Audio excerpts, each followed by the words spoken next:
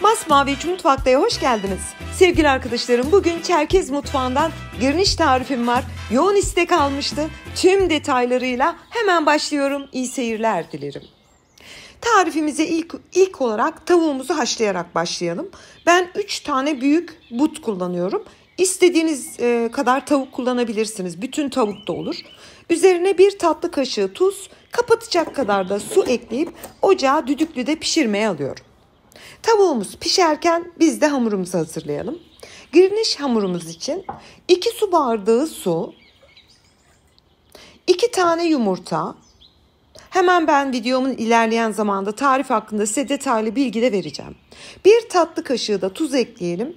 Bunu bir tel çırpacakla iyice bir yumurtalar dağılıncaya kadar karıştıralım. Hani yumurtanın üzerine un dökerseniz sarısını ayıramazsınız undan. Öyle kalır. O yüzden önce bir karıştırıp daha sonra unu ekleyin. Toplam un miktarımız 6 su bardağı. Bu un, yani bu hamur şöyle bir tık sert, mantı hamuru gibi olacak sevgili arkadaşlarım, onu belirteyim. Ben şöyle kabaca bir toparladım tahta kaşıkla. Elimle de şöyle inanın ki 1-2 dakika şöyle elimle, 1 dakika bile değil, şöyle yalancıktan toparlayıp unladığım tezgaha alıyorum. Ben bu hamuru tezgahta yoğurmanızı tavsiye ederim. Biraz sert bir hamur olduğu için tezgahta çok güzel kıvam alacaktır. Tezgaha aldım, un serperek yoğurmaya başlıyorum. Kıvamının nasıl toparlandığını bu defa hiç kesmedim. Çünkü o kadar yorum yazmıştınız. Selvi Hanım, şu hamurun nasıl böyle değişip de o hale geldiğini bize gösterin diye. Bakın, hiç kesmeden, tabii ki hızlandırdım yoksa video çok uzun olur ve sıkıcı olabilirdi. Hiç kesmeden o elimin altındaki parça parça unlu hamurun nasıl toplanıp homojen güzel bir kıvama getirmişim. Bu yaklaşık bir 3 dakikamı aldı diyebilirim. 3 dakikanın sonunda bakın sevgili arkadaşlarım, hamur tam istediğim kıvama geldi. Bir tık sert bir hamur. Mantı hamuru demiştim zaten az önce. Kıvamını da şöyle göstereyim. Şimdi bu hamuru şöyle tezgaha aldım. Kabaca elimle bir yaydım. Yani şimdi ben böyle çalışıyorum. Bu tarifi herkes farklı yapar. Biliyorsunuz, yemeklerde her kadının farklı bir yordamı vardır. Ben en kolay bu şekilde çalıştım. Siz nasıl isterseniz o şekilde de çalışabilirsiniz. Girniş benim çok yaptığım bir yemektir. Ama böyle tavuklu yapmıyorum. Kızlarım çok sevdiği için. Girnişi yapıyorum, haşlıyorum. Biraz zeytinyağında şöyle normal ısıtmadan karıştırıp paketleyip buzluğa atıyorum. Çünkü kızlarımın en sevdiği, onlar makarna diyor buna. Aklınızda bulunsun. Şimdi bütün hamuru aynı şekilde silindir haline getirdim. Bir tane hamuru tezgaha alıyorum. Bu tarifi çalışırken bir tık fazla un kullanabilirsiniz. Elimle hiç oklava kullanmadan birazcık yassıltıyorum. Sonra da bir hamur kartıyla ince ince kesiyorum. Ne kadar ince? Bakın şöyle dikkatinizi çekerim. 5 milim diyebilirim. Yani yarım santim olacak şekilde kesiyorum. Kestikten sonra şöyle bir harmanlıyorum ki kestiğim bölgelere un değsin. Şimdi o kestiğim parçanın bir tanesini alıp tırnaklarımı basarak şeklini verip bitiriyorum.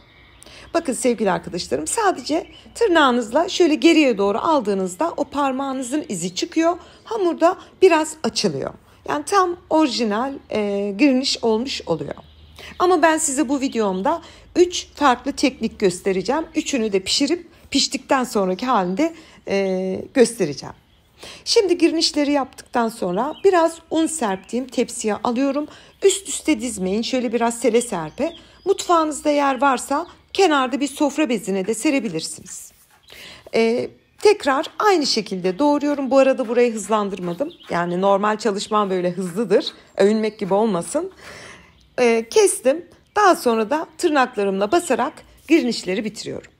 Her açıdan çekiyorum ki aklınızda soru işareti. Bakın sevgili arkadaşlarım, bu şekilde yapmanız yeterli. Çalışması çok zevkli, muazzam ve harika bir çalışması var. Şimdi ben hamurumuzun büyük bir kısmını orijinal girniş şeklini yaparak hazırladım. Ve bu şekilde tepsilere dizerek kenara aldım. Şimdi bunu da sevgili arkadaşlarım kestim ama tırnak basmadım. Böyle kesilmiş haliyle pişireceğim. Yani illa tırnak basmanıza gerek yok. Ben bu şekilde de yapıyorum. Bu da diğer şekli. Bir tanesini şöyle birazcık küçültüyorum. Bolca una buluyorum. Daha sonra bir makasla keserek şekil veriyorum. Yani ben kızlarıma bu şekilde yapıyorum. Çok güzel oluyor. Yani hiç çok uğraşmanıza gerek yok. Makasla kesin gitsin.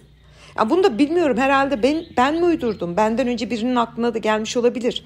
Şimdi bilemiyorum. Hızlı çalışmayı sevdiğim için. Önce girniş modeli yaptım. Daha sonra kestim. Hiç tırnak basmadım. Birini de makasla keserek hazırladım. Hepsinin biraz sonra pişmiş halinde göstereceğim. Vermiş olduğum bu malzemeden bu kadar girnişimiz çıktı sevgili arkadaşlarım. Şöyle göstereyim size. Ve şimdi girnişlerimizi ocağa pişirmeye alabiliriz. Ocakta büyük bir tencerenin içine suyumuzu ekleyelim. Şöyle 1-2 yemek kaşığı kadar sıvı yağ, 1 tatlı kaşığı kadar da tuzumuzu ilave edip kaynamaya bırakalım. Suyumuz kaynadıktan sonra girnişlerimizi böyle üzerinden şöyle tane tane, birden de böyle pat diye atmayın da hani çok yapışabilir. Hepsini ekledim. Mesela ben bir tepsiyi komple ekledim. Daha sonra kaşıkla, olur da 1-2 tanesi birbirini tutmuşsa siz karıştırdığınız anda o zaten tane tane ayrılıyor. Hiç korkmayın. Ve kaynamaya bırakalım. Piştiğini nasıl anlarız? Böyle yukarı doğru yüzerek çıkması lazım bütün girnişlerin. Bu da yaklaşık bir 4-5 dakika. Bakın sevgili arkadaşlarım, hepsi yukarı çıktı. Bu demektir ki girnişlerimiz pişti. Yukarı çıktıktan sonra da 1 dakikada bu şekilde kaynattım. Daha sonra sudan alıyorum. Yani çok güzel görünüyor.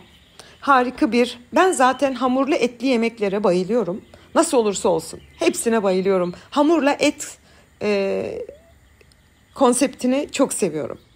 Oradan alıp soğuk suyun içine bırakalım. Yani girnişleri kaynayan sudan alalım, soğuk suyun içine bırakalım. Neden bu işlemi yaptım? Çünkü pişme işlemini durdurdum. Bu şekilde de kaynar kaynar alıp tepsiye de koyup hemen servis de edebilirsiniz. Ama ben bir soğuk sudan geçirip farklı bir kaseye aktarıyorum.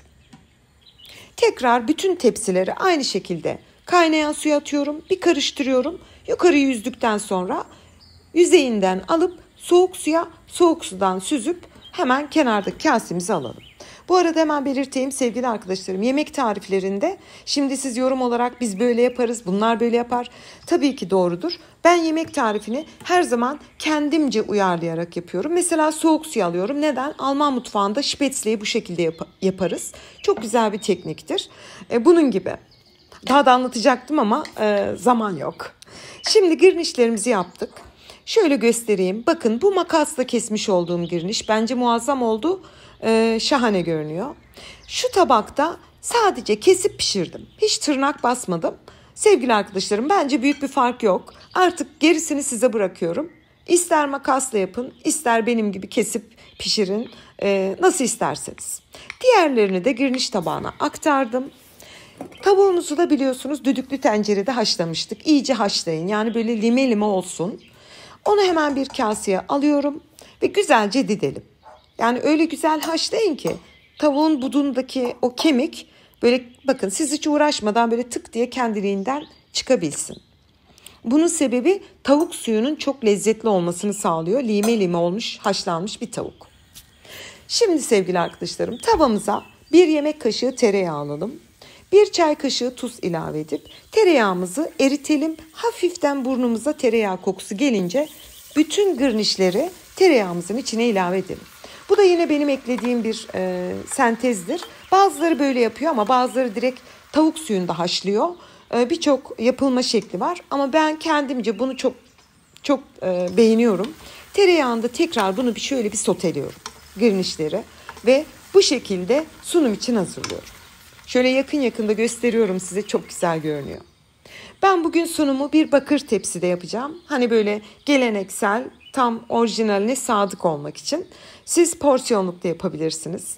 Bütün girnişleri tepsinin şöyle kenar taraflarını dolduracak şekilde hazırlayalım. Çünkü ortaya sosumuz gelecek. Sosumuz için haşlamış olduğumuz tavuk suyumuzdan 2 kepçe kadarını bir kaseye alalım. İçine 1 diş sarımsak rendeleyelim.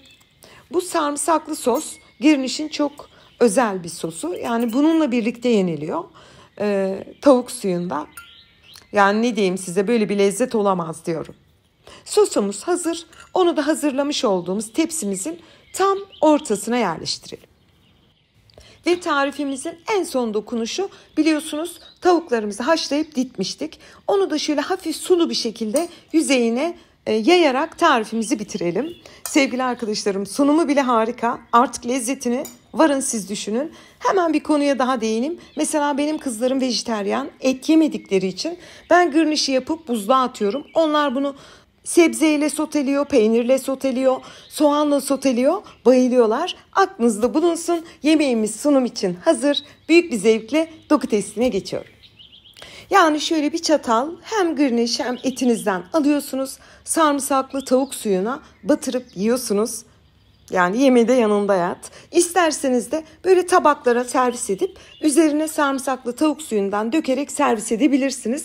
Sevgili arkadaşlarım, montajı bile bir gün süren bir tarifti. Benim için çok zordu ama bugün sunmaktan mutluyum. Şimdiden deneyecek tüm izleyicilerime afiyet, bal, şifa olsun diyorum. Yeni tariflerimde görüşmek ümidiyle. Hoşça kalın.